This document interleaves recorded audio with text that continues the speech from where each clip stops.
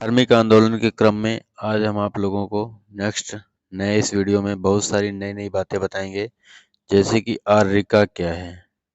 अब हो सकता है आप लोगों में से बहुत सारे लोग जानते हो आर्यिका क्या है या समय सार क्या है।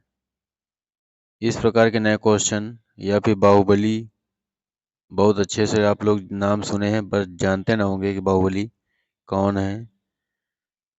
सनमाती क्या है, चतुरायण धर्म क्या है और समेत शिखर पर कुल कितने तीर्थंकरों को निर्माण प्राप्त हुआ। इस प्रकार के नए नए क्वेश्चन जो हमारे जैन धर्म से रिलेटेड होंगे। ठीक है, आज के इस वीडियो में जैन धर्म को अच्छे से हम लोग पढ़ते हैं। आइए स्टार्ट करते हैं। जैन धर्म, जैसा कि आप लोग देख रहे होंगे जैन धर्म, तो जैन धर्म का सबसे पहले आप ये जान लीजिए इसका मूल क्या है। तो जैन धर्म धर्म का मूल है अहिंसा, ये आप नोट डाउन कर लेंगे। अब स्टार्ट करते हैं। तो जैन धर्म के संस्थापक ऋषभ देव को माना जाता है। ये फर्स्ट तीर्थंकर थे। इनका दूसरा नाम आदिनाथ, इनको आदिनाथ के नाम से भी बारे में कुछ बातें लिख लीजिए ध्यान से। जैसे कि इन्होंने दीक्षा कब ली थी, क्योंकि पहले हैं तो इनका कुछ न कुछ जानकारी उनकी होनी चाहिए। इन्होंने जो दीक्षा ली थी वो तो चैत्र महीने में, चैत्र माह में लिख लेंगे। चैत्र माह में कृष्ण पक्ष की अष्टमी को, ठीक है, कृष्ण पक्ष की अष्टमी को इन्होंने दीक्षा ली। ये ध्यान रखना यहाँ पर कृष्ण पक्ष की अष्टमी, ठीक है, चैत्र माह में कृष्ण पक्ष की अष्टमी को दीक्षा ली। और इन्हें कैवल्य अर्थात इन्हें ज्ञान की प्राप्ति हुई। कैवल्य ज्ञान की प्राप्ति कब हुई, इनको फाल्गुन महीने में, फाल्गुन माह में, वो भी कृष्ण पक्ष की अष्टमी ही थी। ठीक है, अब इसमें से क्वेश्चन और बनता है निर्वाण। निर्वाण प्रत्येक जो तीर्थंकर होगा वो निर्वाण के बारे में उनके पढ़ना पड़ेगा। तो निर्वाण इनको प्राप्त हुआ कहाँ पर, ये चीज आपको नोट डाउन करनी है। तो इनको निर्वाण प्राप्त हुआ कैलाश पर्वत, ठीक है, कैलाश पर्वत के अष्टपद में। ठीक है, इतना याद लिख लेंगे। अगर ज्यादा नहीं लिख पा रहे हैं तो सीधा लिख लेंगे कि जो ऋषभ देव थे इनको निर्वाण प्राप्त हुआ कैलाश पर्वत के अष्टपद में। ठीक है, नेक्स्ट है दूसरे 21वें गुरु नेमिनाथ। ठीक है, 21वें गुरु कौन है, नेमिनाथ। तो नेमिनाथ से पढ़ना तो सब कुछ पढ़ सकते हैं, बट जो मोस्ट इम्पोर्टेंट वो लिख लीजिए कि इनको निर्वाण सम्मेद पर्वत शिखर पर मिला था। इनको निर्वाण सम्मेद पर्वत शिखर पर मिला था। और इनका प्रतीक क्या है, तो प्रतीक नेमिनाथ का प्रतीक, प्रतीक चिन्ह इनका लिख लेंगे ध्यान से, क्योंकि प्रतीक चिन्ह से क्वेश्चन बनते हैं। तो प्रतीक चिन्ह है इनका नील कमल, नील कमल प्रतीक चिन्ह। और ऋषभ देव का अगर प्रतीक चिन्ह आपको लिखना है तो भी आप लिख सकते हैं, इनका है बैल। 22वें गुरु अरिष्ट नेमि। अब अरिष्ट नेमि का प्रतीक चिन्ह शंख, ये भी लिख लेंगे। अरिष्ट नेमि इनका प्रतीक चिन्ह है शंख। और जो अरिष्ट नेमि थे 22वें गुरु, इनको निर्वाण प्राप्त हुआ गिरनार पर्वत पर, ये भी लिख लेंगे, गिरनार पर्वत उज्जैन। ये सब पूछे जाने वाले क्वेश्चन है। गिरनार पर्वत उज्जैन में इनको निर्वाण प्राप्त हुआ। ठीक है, ये भी क्वेश्चन नोट डाउन करेंगे। 23वें गुरु हैं पार्श्वनाथ। पार्श्वनाथ जी का इनका प्रतीक लिख लेंगे, इनका प्रतीक है सर्प, सर्प इनका प्रतीक है। अब पार्श्वनाथ को जो निर्वाण प्राप्त हुआ वो भी सम्मेद पर्वत शिखर पर ही निर्वाण प्राप्त हुआ। अभी आप लोग लिख लीजिए, फिर मैं इकट्ठा इकट्ठा एक लाइन में करा के खत्म कर दूंगा। यहाँ से ये क्वेश्चन जरूर नोट डाउन करिएगा ध्यान से। पार्श्वनाथ जी ने 4 व्रत दिए, ठीक है, पार्श्वनाथ जी ने 4 व्रत दिए, सत्य, अहिंसा, अस्तेय और अपरिग्रह। ये चारों को नोट डाउन करना अच्छे से ध्यान से। और मैंने जैसे बता दिया है कि सम्मेद पर्वत शिखर पर पार्श्वनाथ जी को ज्ञान प्राप्त हुआ, निर्वाण प्राप्त हुआ। तो ये सम्मेद पर्वत शिखर झारखंड में, अगर आप लिखना चाहें तो ये भी लिख सकते हैं, झारखंड में है। और जो ये 4 हैं, सत्य, अहिंसा, अस्तेय और अपरिग्रह, इन चारों को चतुरायण धर्म कहा गया, चतुरायण धर्म कहा गया। ठीक है, ये भी क्वेश्चन नोट डाउन करेंगे, क्योंकि हम लोग जैन धर्म पढ़ रहे हैं तो जैन धर्म से रिलेटेड कुछ क्वेश्चन और लिखते चलिए ध्यान से। तो जैन धर्म के जैसे कि हमने बता दिया, प्रथम तीर्थंकर ऋषभ देव थे, उनका प्रतीक सांडे बैल है। ठीक है, और जो जैन धर्म है उसको श्रमणों का धर्म भी कहा जाता है, श्रमणों का धर्म, श्रमणों का धर्म। कारण है कि ये श्रमण परंपरा से निकला हुआ धर्म है। ठीक है, श्रमणों का धर्म जैन धर्म कहा जाता है। मैं बार बार एक शब्द बोल रहा हूँ, तीर्थंकर। तो तीर्थंकर कहते किसको हैं, ये आप थोड़ा सा समझ लीजिए। तीर्थंकर ऐसा व्यक्ति होता है, ऐसी आत्मा मानी जाती है जैन धर्म में, जो स्वयं तप के माध्यम से, ठीक है, जो स्वयं तप के माध्यम से क्या करते हैं, आत्मज्ञान प्राप्त करते हैं। जो स्वयं तप के माध्यम से आत्मज्ञान प्राप्त करते हैं। और जब सोचो इनको आत्मज्ञान प्राप्त हो गया तो ये क्या करते हैं, ये संसार के लोगों के लिए इस संसार रूपी सागर से पार होने वाले तीर्थों की क्या करते हैं, रचना करते हैं। ऐसे व्यक्तियों को तीर्थंकर कहा जाता है, जो स्वयं तप के माध्यम से आत्मज्ञान पहले प्राप्त करते हैं, और उसके बाद जब आत्मज्ञान प्राप्त हो जाता है तो इस संसार रूपी सागर से पार होने के लिए समस्त समाज के लिए क्या करते हैं, तीर्थों की रचना करते हैं। वैसे व्यक्तियों को तीर्थंकर कहा गया है।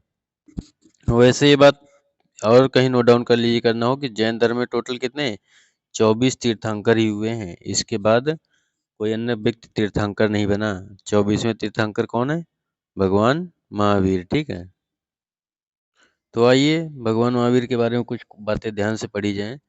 जैसे कि आप देख रहे होंगे 24वें गुरु कौन है, भगवान महावीर। तो इनका जन्म 540 बीसी या 599 बीसी माना जाता है, दोनों माने जाते हैं, ज्यादा तो यही माना जाता है। लेकिन इनको जैन धर्म का यहाँ से 2 क्वेश्चन बनेंगे। अगर वास्तविक संस्थापक पूछता है कि जैन धर्म का वास्तविक संस्थापक कौन है, तो आप वास्तविक संस्थापक में महावीर स्वामी को लगाएंगे। ठीक है, लेकिन अगर संस्थापक पूछता है तब तो आपको ऋषभ देव लगाना पड़ेगा। ठीक है, और इनका प्रतीक जैसे कि मैंने पहले पीछे भी बताया, तो इनका प्रतीक क्या है, शेर है। जैन धर्म के जो 24वें तीर्थंकर हैं भगवान महावीर स्वामी, उनका प्रतीक क्या है, शेर है।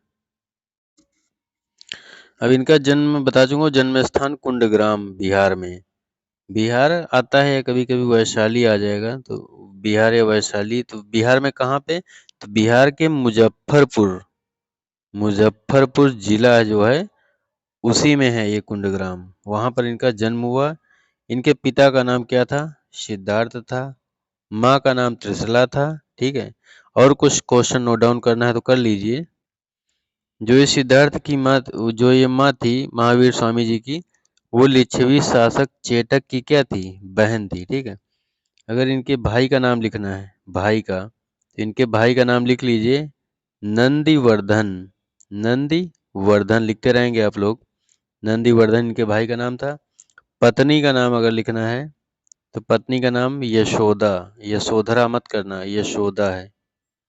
पुत्री का नाम लिखना है तो पुत्री का नाम लिख लेंगे प्रियदर्शिनी। प्रियदर्शिनी इनकी पुत्री का नाम है। आप लोग अपनी कलम चलाते रहेंगे। और दामाद जमाली या जमाली। पत्नी का नाम यशोदा, पुत्री प्रियदर्शिनी या प्रियदर्शना, अड़ोजा भी इसको कहा जाता है। वंश इनका ज्ञात्रक कुल है, भाई नंदीवर्धन है। तो जब इनके माता पिता की मृत्यु हो गई तो 30 साल की उम्र में, जब ये 30 साल के थे तो 30 साल की उम्र में अपने भाई नंदीवर्धन से अनुमति लिया, और अनुमति लेकर के इन्होंने ग्रह को क्या कर दिया, त्याग कर दिया। और इन्होंने घर त्याग दिया और सन्यास की खोज में और सत्य की खोज में निकल पड़े। अब 30 साल की उम्र में तो घर ही त्यागा। उसके बाद ये 12 साल तक भटकते रहे। 12 साल तक भटकते रहे। 12 साल तक भटकने के बाद 42 साल की उम्र में इनको जाम्बिक ग्राम में ऋजुपालिका नदी के तट पर महावीर को ज्ञान की प्राप्ति हुई। किस वृक्ष के नीचे, साल वृक्ष के नीचे। ये बातें नोट डाउन करना ध्यान से, नदी और वृक्ष ज्यादा इंपॉर्टेंट है। कितने साल की उम्र में, 42 साल। 30 साल में तो त्यागा है, तो 12 साल जोड़ दीजिए। 42 साल की उम्र में ऋजुपालिका नदी के तट पर साल वृक्ष के नीचे महावीर स्वामी जी को ज्ञान की प्राप्ति हुई। और इससे पहले बौद्ध धर्म पढ़ चुके हो, वहां पर किस वृक्ष के नीचे ज्ञान की प्राप्ति हुई थी, आप लोग कमेंट बॉक्स में जरूर बताएंगे। यहाँ से ये क्वेश्चन जरूर नोट डाउन करने लायक है। भद्रबाहु के कल्प सूत्र, कल्प सूत्र किसका है, भद्रबाहु का। भद्रबाहु के कल्प सूत्र के अनुसार भगवान महावीर ने ग्रह त्याग के 13 महीने बाद वस्त्र त्याग दिए थे। तो अभी भद्रबाहु बताऊंगा कौन है, परेशान मत होइए। जब महावीर जी को ज्ञान की प्राप्ति हो गई तो इनको कैवल्य कहा गया, और यहीं से इनके कुछ अन्य नाम भी इनके साथ जुड़ गए। इनको अर्हत भी कहा गया है, लिख लीजिए, जल्दी कोई बताता नहीं है। अर्हत अर्थात ब्रैकेट में पूज्य, अर्हत भी कहा गया इसी समय से इनको निर्ग्रंथ भी कहा गया, निर्ग्रंथ भी कहा गया इसी समय से। निर्ग्रंथ का मतलब बंधनहीन, लिख लेंगे ब्रैकेट में, बंधनहीन। या फिर इसी समय से इनको जिन भी कहा गया, जिन का मतलब विजेता होता है, इत्यादि नामों से इस समय से जाना जाने लगा महावीर स्वामी जी को। कुछ क्वेश्चन और भगवान महावीर से हैं, वो लिख लीजिए। कई पांडुलिपियों में जैसे महावीर को अन्य नामों से भी जाना जाता है। कई पांडुलिपियों में जैसे इनको वीर प्रभु के नाम से भी जाना जाता है, सनमाती के नाम से भी जाना जाता है, जैसे कि आपने थंबनेल में देखा ही है, सनमाती के नाम से जाना जाता है, अतिवीर के नाम से भी जाना जाता है, अतिवीर के नाम से भी जाना जाता है। और ये इंपॉर्टेंट है, गणत पुत्र के वीरा, गणत पुत्र के वीरा के रूप में भी इनको जाना जाता है। कुछ अन्य हैं, वो भी देखिए। तमिल परंपरा में, ध्यान से लिखते रहेंगे आप लोग, तमिल परंपरा में उन्हें अरुगन, तमिल परंपरा में उन्हें अरुगन इस नाम से भी जाना जाता है, या फिर अरुग देवन, ठीक है, अरुग देवन के रूप में भी संदर्भित किया जाता है तमिल परंपरा में भगवान महावीर को। नेक्स्ट है बौद्ध पाली सिद्धांतों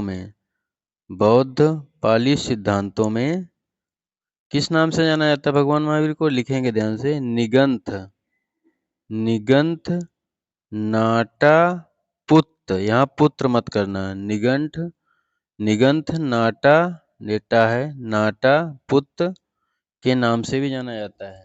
निगंथ नाटा पुत्र के नाम से भी जाना जाता है किस बौद्ध पाली सिद्धांतों में? किसको? भगवान महावीर को। आप एक क्वेश्चन और नोट डाउन कर लीजिए। जब 42 साल की उम्र में इनको ज्ञान प्राप्त हो गया तो उसके बाद ये नंगे पैर ही शेष जीवन अपना जीवन इन्होंने क्या किया? नंगे पैर ही 42 साल की उम्र के बाद नंगे पैर ही अपना पूरा जीवन, शेष जो जीवन बचा है वो काटा। भगवान महावीर के शिष्यों को 4 समूहों में बांटा जाता है। कितने समूह में? 4 समूहों में इनके शिष्यों को वर्गीकृत किया जाता है। ध्यान से आप लोग लिख लेंगे कौन कौन से हैं। पहला है जो मठ में रहते हैं, मठ में रहने वाले जो भिक्षु होते हैं, भिक्षु जो मठ में रहते हैं उनको क्या कहा जाता है? साधु या मुनि कहा जाता है, साधु या मुनि पहला होता है, ठीक है। जो सेकंड होते हैं उनको आर्यिका, जैसे कि आपने थंबनेल में ही देखा था, आर्यिका या फिर नन, इनको साध्वी भी कहा जाता है, साध्वी। तो पहले जो शिष्य हैं, पहले प्रकार के शिष्य जो मठ में रहते हैं उनको भिक्षु, साधु या मुनि कहा जाता है। दूसरे प्रकार के शिष्य आर्यिका या फिर नन, वो साध्वी भी कहा जाता है। तीसरी और चौथी प्रकार के जो होते हैं, जो सामान्य होते हैं, सामान्य रूप से उनको श्रावक